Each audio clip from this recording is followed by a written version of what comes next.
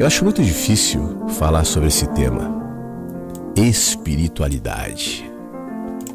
Não que o tema propriamente seja difícil, é que eu sei que as pessoas já vêm com muitas ideias sobre o que seja isso. É por isso, para início de conversa, seria bom que você invocasse imagens que representem essa coisa tal como ela existe dentro de você. Eu não estou pedindo que fale sobre espiritualidade, não estou pedindo que me explique o que ela quer dizer, não. A gente nem conseguiria. Eu quero que você tome contato com uma imagem, pode ser? Isso que é o bom do rádio, né? O rádio é evocador de imagens, assim como a leitura. Imagem. Forma, contorno, cor, gosto, cheiro, tato. Tá difícil?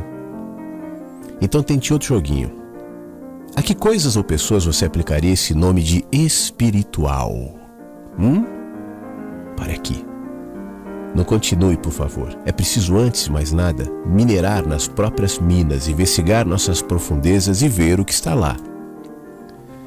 Eu vou dizer as minhas imagens. Primeiro, o vento. Em hebraico, espírito e vento são a mesma palavra. Vento me diz que é algo indomável, incontrolável, eu diria aqui, selvagem. Lá em Gênesis, como diz o Rubem Alves, no livro sagrado, diz que quando se descreve o caos primitivo, está dito que o vento de Deus, espírito, pairava sobre as águas. Não pense sobre o vento. Esse é um exercício que deve ser aprendido. Deixar de pensar para permitir que as imagens apareçam. É assim que surge a inspiração poética. E já que a gente está falando do livro bíblico de Gênesis, lá se diz que nos tornamos seres humanos quando Deus nos soprou o vento da vida. E isso é dito em outros lugares. De vento. Vento, espírito, vento.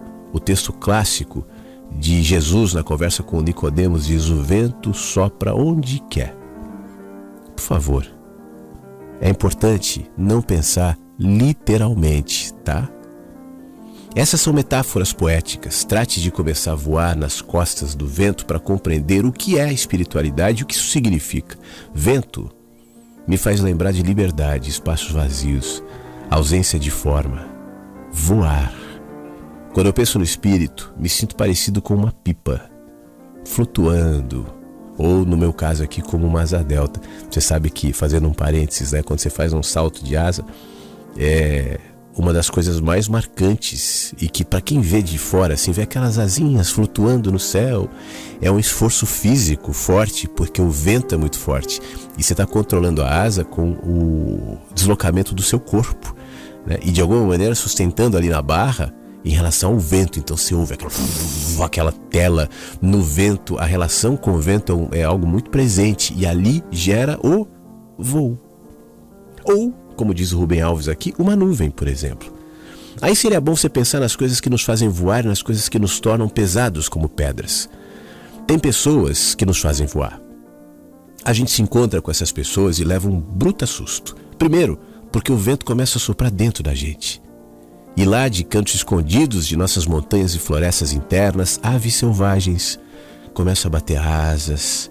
E a gente não sabia que tais entidades mágicas moravam dentro da gente.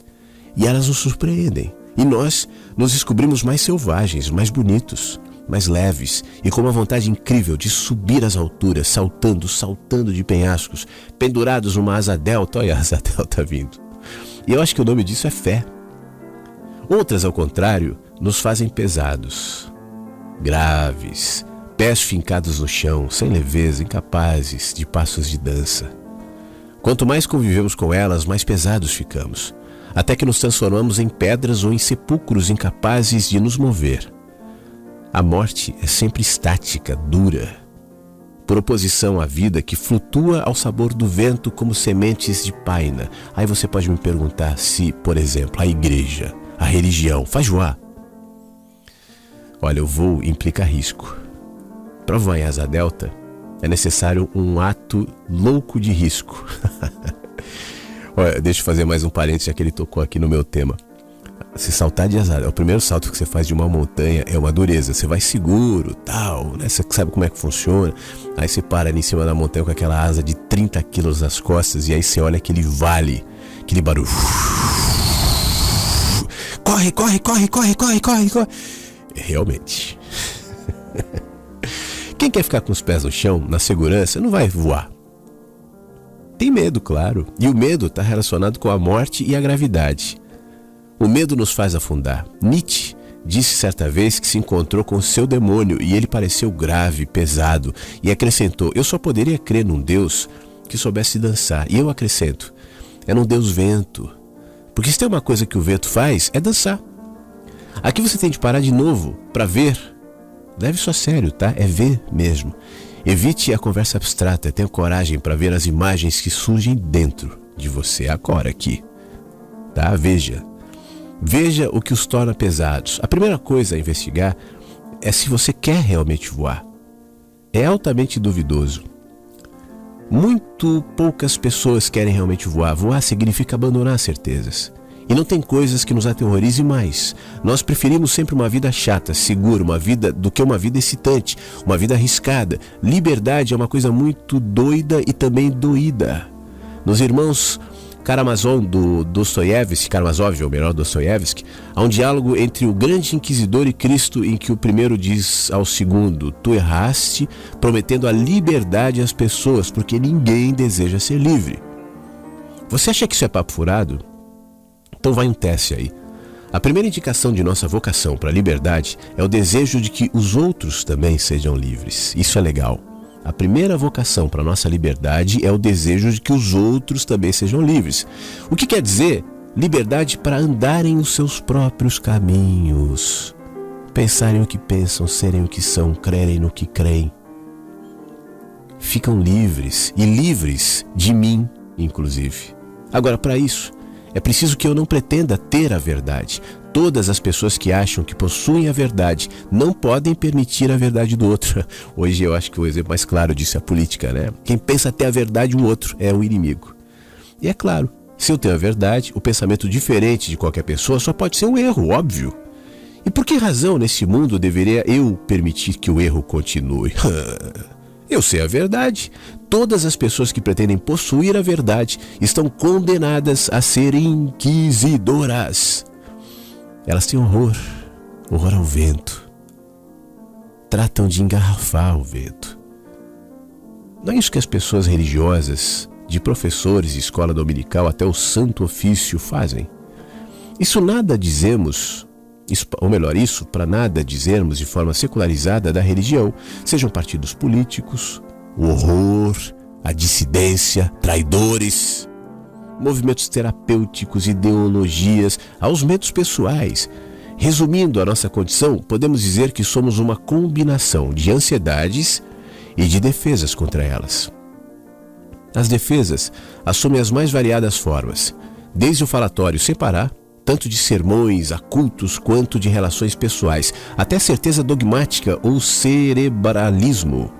O falatório impede que haja o silêncio e evita o aparecimento das imagens selvagens que moram nele. Ele, o falatório, nos defende de nossa própria verdade, que não conhecemos e nem queremos conhecer. As certezas dogmáticas paralisam a vida e congelam tudo. Tudo fica solidificado e morto. E assim somos libertados da angústia de nos movimentar internamente. E o cerebralismo nos defende do contato com nossas próprias emoções. Mas há palavras que nos fazem voar. E eu tentei dizer alguma coisa sobre isso no primeiro capítulo de um livrinho chamado Poesia, Profecia, Magia. Palavras que nos fazem voar, a poesia. O discurso científico, por exemplo, trata de dizer como é o mundo, sob o ponto de vista da sua manipulabilidade. Aquilo que normalmente damos o nome de realidade é apenas uma possibilidade. A frestinha que eu falo é uma possibilidade entre muitas outras. É bom não se esquecer nunca do Guimarães Rosa, que diz: tudo é real porque tudo é inventado. Entendeu? Então presta atenção nas imagens que essa afirmação te provoca. Já o discurso poético não quer dizer este mundo real. Ele diz o mundo sob o ponto de vista do desejo, aquilo que falta no mundo. Isso pode parecer meio esquisito, mas você teria de pensar seus próprios pensamentos. E é isso que nos diferencia, por exemplo, dos animais. Ou dos outros animais, né? Eles vivem em meio às presenças, mas os humanos somos moradores das ausências. Eu desejo reconhecer que algo está faltando. Esse é o desejo, o reconhecimento de que algo falta, a saudade. Eu sugeriria que espiritualidade tem algo a ver com isso. Viver em meio à presença de uma ausência. É daí que surge tudo que de belo fazemos. O amor, a poesia, os jardins, a música, as revoluções, tudo. Fazemos essas coisas para completar esse pedaço que está faltando. Pedaço de mim que me arrancaram. Eu sou espiritual por causa disso. Do meu corpo sai uma música. Eu falei dela agora há pouco, né? Do meu corpo sai música, um suspiro, um desejo, uma saudade de algo que eu não encontro. E penso que sinto no vento o cheiro dessa coisa. Não é o desejo de uma casa, de uma namorada, de um carro, não. É aquela, ainda que, faço parênteses aqui, muitas vezes esses objetos, né, a casa, o carro ou a namorada, enfim, podem receber a projeção desse vazio, desse desejo, mas esse desejo não se contentaria em nenhum desses lugares, porque é aquela tristeza que permanece, mesmo quando todas essas coisas pequenas são satisfeitas. Nós somos incuravelmente pranteadores de algo que se perdeu e que desejamos reencontrar no futuro, mas para isso é preciso saber o nome do desejo. Acontece que somos banais e quando tratamos de falar o nome do nosso desejo, esse grande desejo, esse nome sagrado, nós falamos depressa demais, sem nos darmos conta de que não sabemos o seu nome.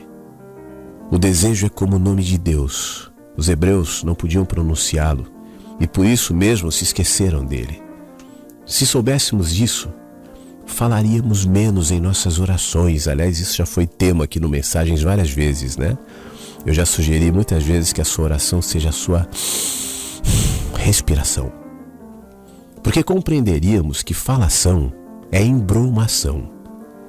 É preciso descobrir o nome do nosso grande desejo, aquele por cuja causa abandonaríamos tudo, aquilo que nos faria bem-aventurados. Mas isso requer trabalho, muito silêncio, muita escuta, muita sinceridade, desaprender as conversas, os ruídos, aprender a fala poética, em que cada palavra é absolutamente indispensável. Dizer o nome do nosso grande desejo. Bom, dizer o nome do nosso grande desejo é orar. É só isso que é orar. O resto é blasfêmia. Espiritualidade, a busca desse desejo perdido, desejo de vida, que nos libertaria dos desejos de morte que nos petrificam. Por isso, existe aqui um homem que anseia pelo céu. É preciso voar.